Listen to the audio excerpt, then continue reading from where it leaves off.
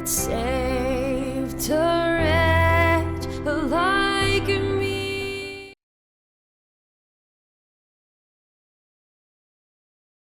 Amen. Broeder en suster, ons kom weer met die Nuwe Testament om 'n blydskap in elke mens op te wek vir die groot heerlikheid wat gekom het.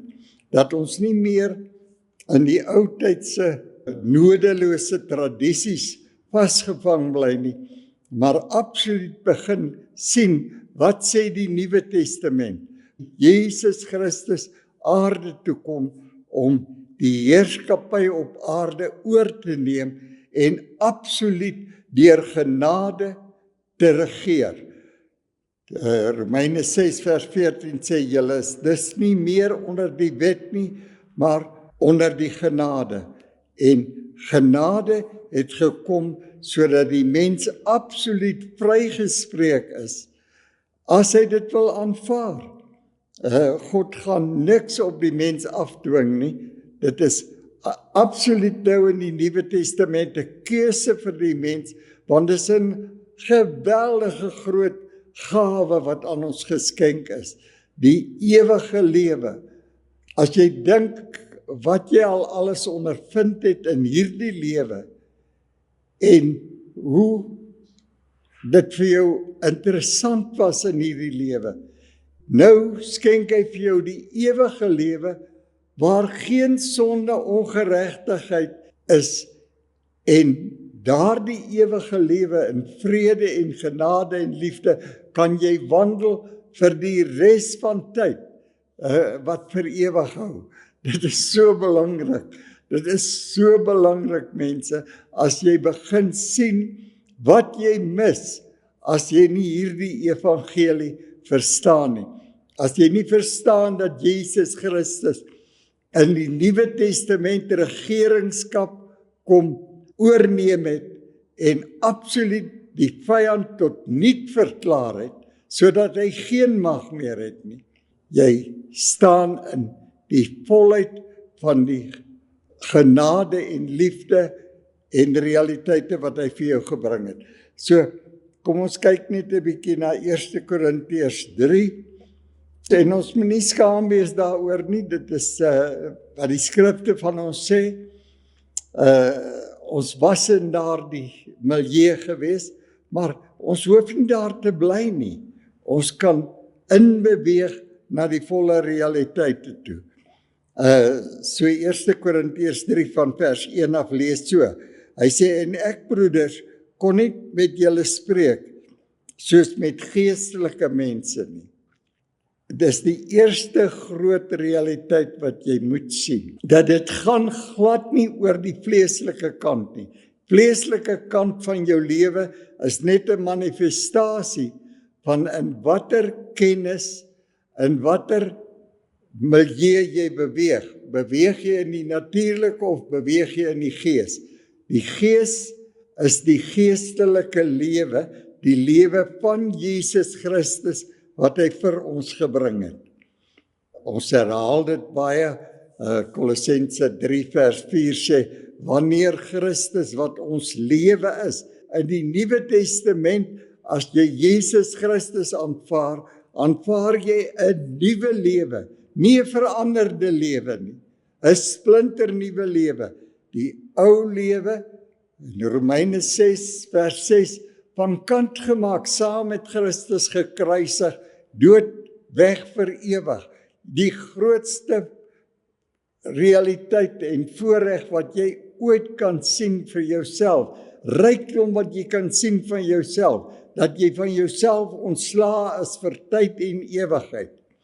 Dat Christus nou jou lewe is. Johannes 4 vers 24, God is gees en die wat hom aanbid moet hom in gees en in waarheid aanbid. En hy het gekom om jou gees lewend te maak. So, ons staan in 'n nuwe realm, die realm van die gees, beweeg absoluut elke dag in die gees en nie in die vleeslike realm nie. So nou gaan hy aan hier in 1 Korintiërs 3 Ek lees weer van die begin af, hy sê, en broeders, ek kon nie met julle spreek soos met geestelike mense nie, maar soos met vleeslike, soos met klein kindertjies in Christus. Nie dat jy nie gered is of gered kan wees as jy nog nie mooi verstaan het nie. As jy Christus aangeneem het in die vlees, dan is jy gered, maar jy moet tot die werklikheid kom, om tot die volheid te kom, om te sien wie jy in die ewigheid gaan wees, in 'n volheid wat God vir ons geskenk het. So vers 2 sê, ek het julle met melk gevoed, nie met vaste spyse nie, want julle was nog nie daartoe in staat nie, en julle is nou nog nie daartoe in staat nie, omdat julle nog vleeslik is, want aangesien daar onder julle jaloesie en twis en tweedrag is julle nie vleeslik en wandel julle nie na die mens nie. Jy kan nie meer in die ou menslike denke wandel nie. Jy moet nou kom waar jy absoluut in die realiteit van die Gees begin wandel. Net om dit nou baie pertinent te maak, en ons gaan nog baie meer daarna kyk in die toekoms. Lees ek vir u 'n bietjie vorentoe uit Matteus 13 uit. Hy sê so van vers 10 af. Hy sê, en die disippels het gekom en vir Jesus gevra, waarom spreek u tot hulle deur gelykenisse? Daar baie gelykenisse, selfs in Matteus, Markus, Lukas en Johannes. Waarom spreek u tot hulle in gelykenisse? Maar u moet nou sien, want hierdie is baie, baie radikaal. Jesus antwoord nou die mense, nie ek nie. Jesus antwoord hulle. Hy sê vir hulle, omdat dit aan julle gegee is, om die verborgenhede van die koninkryk van die hemele te ken, maar aan hulle is dit nie gegee nie. Hulle moet net gelykenisse verstaan, want dit gaan oor die natuurlike riekalm. Maar jy gaan nou in die geestelike riekalm in, dan is dit die verborgenhede. Wat is die grootste verborgenheid wat ooit aan die mens openbaar is? Kolossense 1 vers 26 tot 28, ek haal sommer net vry aan. Hy sê, hierdie verborgenheid was verborge vir eeue en geslagte. Nie ek wat dit sê nie, die Bybel wat vir u sê, die verborgenheid, hierdie verborgenheid was vir eeue en geslagte verborge aan die mens. Maar is nou aan julle openbaar, naamlik Christus in julle, Christus jou lewe. En dan sê hy, hom verkondig ons, om elke mens volmaak in Christus voor te stel. Want as jy Jesus Christus aanneem, aanvaar jy 'n volmaakte geestelike realiteit. En dit is die verborgenheid wat oorgedra moet word aan die mens. Dat jy nie meer onder die wet is nie, maar jy's onder genade. Jy's onder die lewe van Jesus Christus. Jesus Christus jou lewe. En hoe meer jy toelaat, laat die skrifte jou denke vernuwe, om elke oomblik te besef, Jesus Christus nou my lewe, nie meer ek nie, Jesus Christus wat nou in en deur my lewe.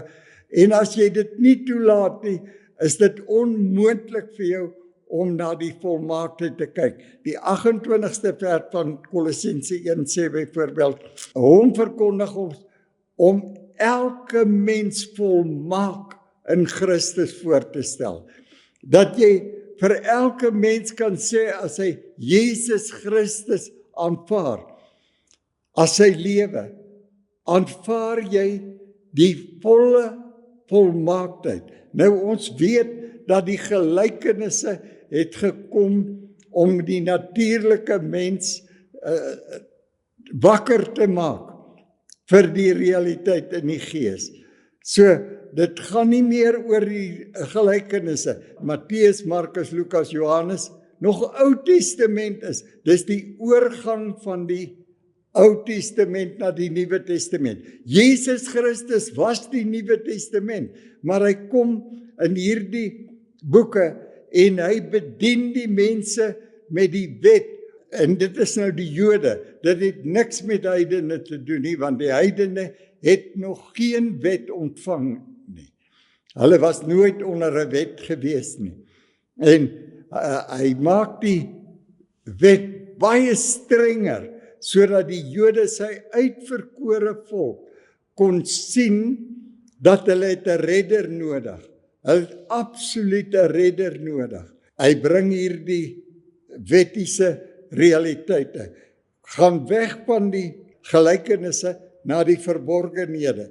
Luister net, ek lees nou weer van vers 10 af. Hy sê, en die disippels het gekom en vir hom gesê, waarom spreek jy tot hulle deur gelykenisse? Toe antwoord hy hulle, sê vir hulle, omdat dit aan julle gegee is, om die verborgenhede van die koninkryk van die hemele te ken, maar aan hulle is dit nie gegee nie. En dit is skrifgie wat mense baie aangehaal het in verband met finansies, het niks met finansies te doen nie, het met kennis te doen. Vers 12, hy sê, want hy wat het, aan hom sal gegee word. Hy wat kennis het, hy wat diep in die skrifte inkyk, na die volmaakte wet van vryheid. Hy sal meer kry, maar hy wat dit nie het nie, van hom sal ook weggeneem word, dit wat hy het. En hy sal in oorvloed hê, maar hy wat nie het nie, van hom sal weggeneem word ook wat hy het. Daarom spreek ek tot hulle deur gelykenisse, omdat hulle terwyl hulle nie sien nie, en terwyl hulle hoor, nie hoor of verstaan nie.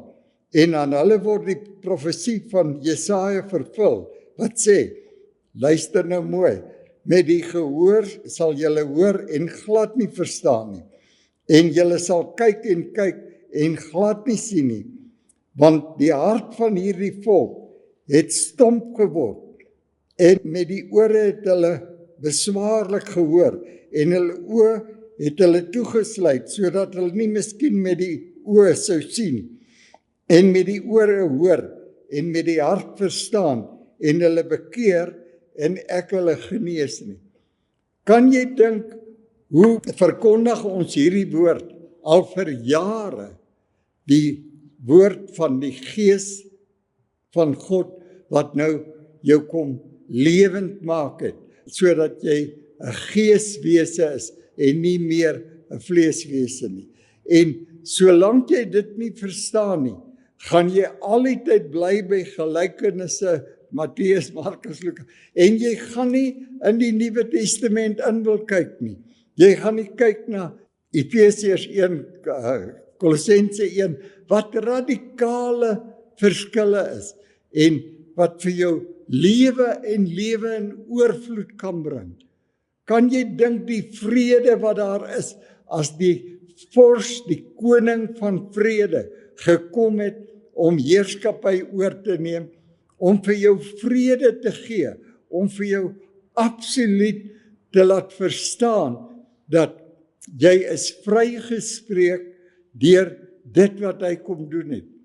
Dit is so mooi as mens kyk byvoorbeeld na Romeine 6, vers 18 en vers 22, sommer in een hoofstuk, 2 keer, nou dat julle dus vrygespreek is. Waarvan is jy vrygespreek? Van die vleeslike riekalm, om 'n geeswese te word, sodat jy die volheid van hierdie God kan ontvang in jou. En daardie realiteit is dit wat dan beskryf word in 1 Korintiërs 1 vers 30. Jesus Christus het nou vir julle geword, die geeslewe. Hy het vir julle geword, die wysheid van God, die verlossing van God, die heiligheid van God, die geregtigheid van God, 'n absolute volmaaktheid vir jou geword. As jy dit kan aanvaar en toelaat dat die skrifte nou van die begin af jou verstand vernuwe, sodat jy kan inbeweeg in die volheid wat hierdie God vir jou gebring het. Jy sal nooit by 'n volheid uitkom, as jy nie elke letter van die Nuwe Testament sien en dit bevraagteken en dit beredeneer nie, sodat jy kan sien, as die skrif vir jou sê tot vandag toe, dan weet jy daardie skrif is geldig tot vandag toe. En as hy vir jou sê die Ou Testament is nou ongeldig, dan moet jy weet waarvan praat hy. Die Ou Testament was meerendeel 'n natuurlike wandeling, 'n natuurlike probleme wat opgelos was, maar die Nuwe Testament is 'n geeswandeling, 'n absolute realiteit waar jy elke oomblik in verhouding is met die werklike lewe, die geeslewe wat nou in jou woon. Jy is nou 'n geeswese en jy kan net 'n geeswese wees as Jesus Christus in sy volheid in jou woon. En dan begin jy lewe in hierdie realiteite en jy verstaan wat Paulus dan sê, dat ons soos klein kindertjies was en nie verstaan nie. En ons moet nou net weet, dat as hy dit in 1 Korintiërs 3 skryf, dan moet ons sien, wat het hy al geskryf in 1 Korintiërs 1? Dit is soos 'n mynskag. Hy het begin om die werklikhede uit daardie mynskag uit te bring, van die volheid van die geestelike lewe. Luister net daarna. 1 Korintiërs 1, ek gaan so van vers 5 aflees. Hy sê dat julle in alle opsigte in Christus ryk gemaak is, in elke woord en alle kennis, soos die getuienis van Christus bevestig is onder julle. Julle het dit oor en oor gehoor. Dit is oor en oor bevestig deur die Bybel wat die absolute woord van God is. Dit wat nooit kan verander nie. Dit bevestig die getuienis van Jesus Christus, waarvoor hy gekom het. En hy is die belofte wat God van die begin af vir die mens beloof het, dat daar sal vir hom verlossing kom, sodat julle in geen enkele genadegawe agter staan nie. Jy sien, as dis 'n volheid wat na jou toe kom, mens, en daardie volheid gaan nie maar net begin manifesteer nie. Dis soos 'n nuwe geboorte. Is daarom wat die disippels, die wat saam met Jesus geloop het, die Joodse apostels, wat nooit kon verstaan nie. As hulle skryf van die nuwe wedergeboorte, dan skryf hulle, as jy uit God gebore is. En dan moet jy sien, dat daardie wedergeboorte wat uit God gekom het, is die geeslewe. Dis die nuwe lewe wat hy jou kom skenk het, sodat jy in 'n volheid kan wandel, en sodat ons van een kennis tot 'n ander kennis kan gaan, dat ons kennis sal vermeerder en ons kragtig sal word deur dit wat aan ons geskenk is, vryelik aan ons geskenk is 'n verandering sonder enige van jou bydrae, behalwe dat jy sal glo nie. As daarom wat die skrif oor en oor, die baie skriffies wat ons altyd aanhaal, die regverdige in die Nuwe Testament sal nou net deur die geloof lewe. En as die Nuwe Testament vir jou sê, jy's nou 'n geeswese, nie meer 'n natuurlike wese nie. Jy wandel nou nie meer na die gelykenisse nie. Jy wandel nou na die verborgenhede, die werklikheid wat vir jou gekom het in Jesus Christus.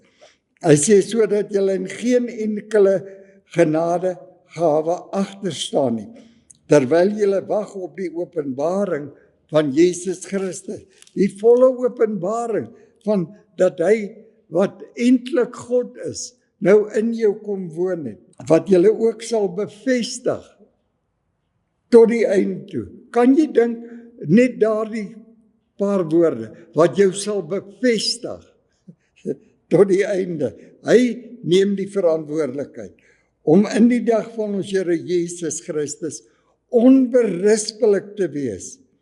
En dan sê hy in die 9de vers, God is getrou deur wie julle geroep is tot gemeenskap met sy seun Jesus Christus. Hy is getrou om jou in daardie volheid te hou en jou absoluut te versterk dag na dag, dat jy in daardie volheid sal bly en absoluut daarin sal groei en kragtig word. Luister net wat sê hy in Efesiërs 3 van vers 17 af. Hy sê sodat Christus deur die geloof wat jou lewe is, dat Christus wat jou lewe is, nou deur die geloof in julle harte kan woon. Julle wat in liefde gewortel en gegrond is. God is liefde. En dat jy in daardie liefde gewortel en gegrond sal wees.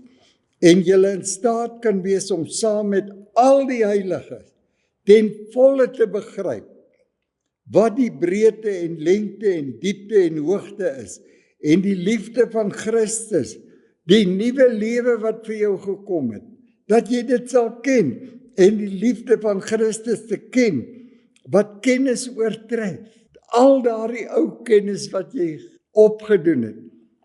Mense, dat ons nie in die nodelose tradisies van die voorvaders sal vasgevang bly nie, maar dat ons in sal beweeg in die realiteite van die Nuwe Testament en selfs as dit moontlik is, net uit die Nuwe Testament uit bedien. Die mensdom hier aan die volleinding van tyd kan verstaan wat vir hulle gekom het, sodat mense tot 'n volheid kan kom, dit wat God se plan was van die begin af, dat mense tot 'n volheid sal kom, want hy soek mense wat in 'n regeringskap kan staan in die alle ewigheid, en dit is daardie volheid wat hy absoluut verwag, wat hy vir die mens skenk. Kan jy dink, hy skenk dit eers vir die mens, dan verwag hy net dat jy dit sal aanvaar, sodat jy dit kan ervaar en daarin kan beweeg. Ek lees weer vir u van vers 19 af. Dit is nou van Efesiërs 3.